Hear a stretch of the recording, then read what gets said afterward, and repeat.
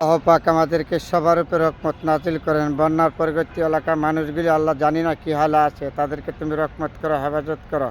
এই বন্যা দুর্গত মানুষের জন্য আমরা দোয়া ছাড়া আর কিছু করার নাই। যাদের আর্থিক সুযোগ সুবিধা আছে তারা হয়তো হাত বাড়াচ্ছেন, বাড়াবেন।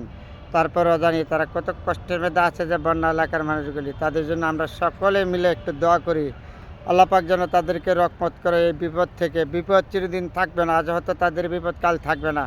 কিন্তু সর্বত্র বেশি কষ্ট হলো খানা। যাদের খানা না থাকে যদি গড়, ছেলে মেয়ে নিয়ে সর্বত থেকে বেশি কষ্ট।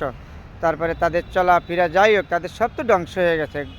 গরু বাছুর, কৃষি জমি যা আছে গবাদি পশু সম্পূর্ণ তাদের ধ্বংস হয়ে গেছে। তখন একমাত্র তাদেরকে জান ছাড়া আর কিছু নয়। তারপরে আল্লাহর কাছে দোয়া করে, আল্লাহ তুমি তাদেরকে হাদায়াত করো, রহমত করো, তাদের উপরে তুমি হাদায়াত করো। যারা বন্যা এলাকার মানুষগুলি আছে তাদের উপরে তুমি রহমত করো। তুমি বিনিকের মাহবুদ দেয় মাওলা গো, তুমি সকল পারের মালিক।